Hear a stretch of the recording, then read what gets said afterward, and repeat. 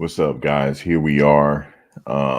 We're back to square one. This is the practice facility at Colorado. This is where all of the adjustments have to be made. I believe they practice more so outside, but this is where the adjustments at this point have to be made.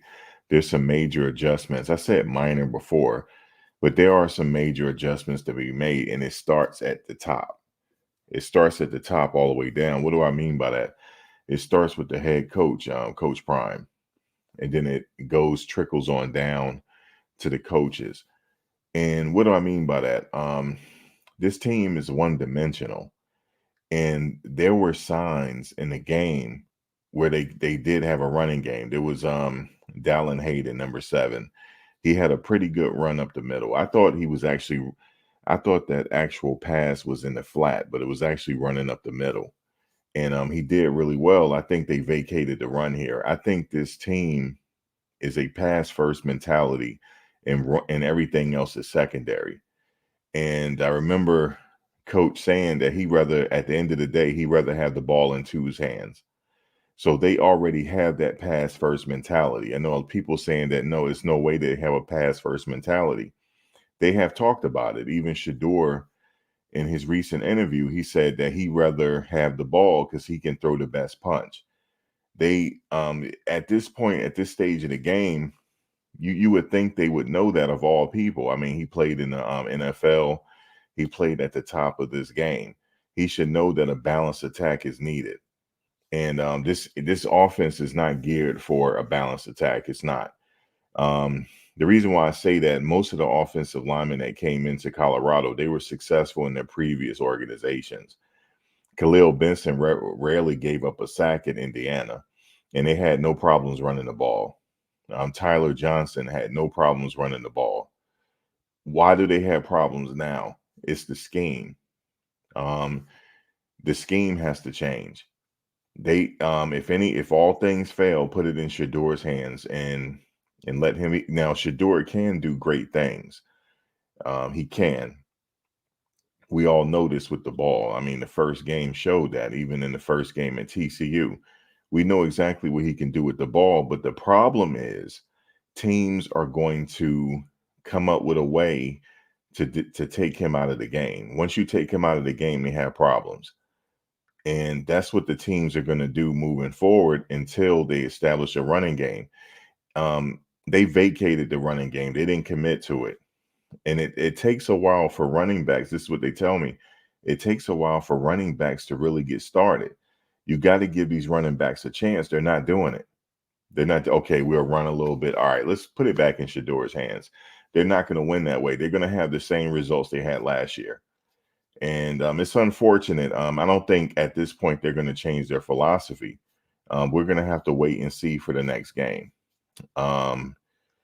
If they decide to actually go with committing to the run. We saw that they can run the ball. When Hayden, he ran for well over 10 yards. And I remember another running back talking about, it might, if I get 15 carries, out of those 15 carries, maybe 4 of them are big runs that put me over 100 yards. And that's what it takes, but they're not willing to do that. And it's obvious at this point. And this is going to be the same result from last year. They're going to have a very hard time this year getting into a bowl game. If they don't change. They do have the ability to change. It's up to the coaches, though. It's not up to the players. We know now that the players is not the issue here. I've looked at the players that's on the offensive line. I looked at their past resume. They had no problems running the ball.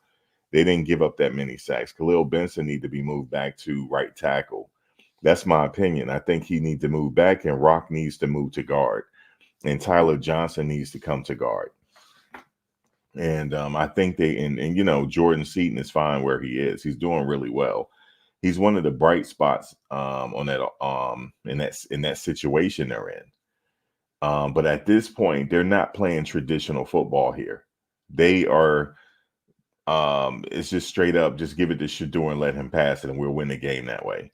That's the philosophy, and it's coming from up top because Coach Prime said, I'd rather have the ball in Two's hands. And even Two said it. At the end of the day, I'd rather have the ball because I packed the hardest punch or something like that. It's not going to win. They're not going to be successful doing that. And I'm just looking at the schedule here. Let me just look at and it's a shame because I really feel bad for the kids that are there. I mean, for the young men that are there. But they're going to have to make do until the end of the season, pretty much. Right now, they have Colorado State. They got Baylor. They got UCF, which is going to be a difficult game because all these teams are they're not going to respect the run until they commit to it. Kansas State is going to be very difficult. Arizona is going to be difficult. Utah is going to be difficult. And then you got Oklahoma State. Some people argue that Texas Tech and Kansas is going to be difficult. So I don't know. But it's fundamental football. And I'm surprised that this is going on because this is the same offense from last year. There has been no changes here. They brought in a new offensive coordinator. They fired the other one. I believe this is coming from up top, man. They rather have it in Two's hands. Two and Travis Hunter. That's it. And everybody else is secondary. But I'm gonna tell you guys, it's the ultimate team ball, and you're not gonna win bowl games that way. And it's unfortunate, man. But it's clear as day now. I can see it. And it's the players don't have to change. It's the coaches got to change at this point. Even the best running back on the team is not playing, not starting. And a lot of people that's doing analysis on this, they're being really, I'm surprised here. They're being really 100 here. And hopefully the coaches hear this and know that we're not coming from a place of hate. I just feel bad for the young men that are there. This is geared for a couple of people to shine. That's pretty much it. That's how I feel about it. This is not a team. And it's rather unfortunate. And we saw it last year. And I don't honestly think at this point, I don't think it's going to change, man. And yeah, I don't think it's going to change. And I'll be surprised if they get to a bowl game this year. And yeah, I'll be surprised. And for the guys that came there, they had a lot of hope. And and even Khalil Benson had this hashtag "Don't Touch Two." You know, he had the hashtag "Don't Touch Two," and he was very prideful and like the quarterback is not going to get sacked like this. But he didn't understand the scheme. It's not the offensive line, guys. It's the scheme. It's the strategy that has to change. The strategy, and yeah, that's all I wanted to say here. There's a lot of people having a lot of negative things to say about the program. The only thing I'm saying is the mentality has to change from up top, and it trickles down to the coaches. This is just set up for a couple of people to shine, and it's rather unfortunate because people came there to help out, and I believe they're just secondary. So hopefully it changes, and we're going to see by the next game. If it don't, the Colorado State has a very here's the key to, and we're going to go over the key to the game. I'm going to go in that over the next video for Colorado State in Colorado.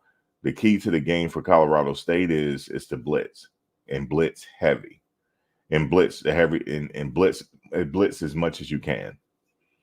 Because Colorado is 85% throwing. Actually, they're like 95%.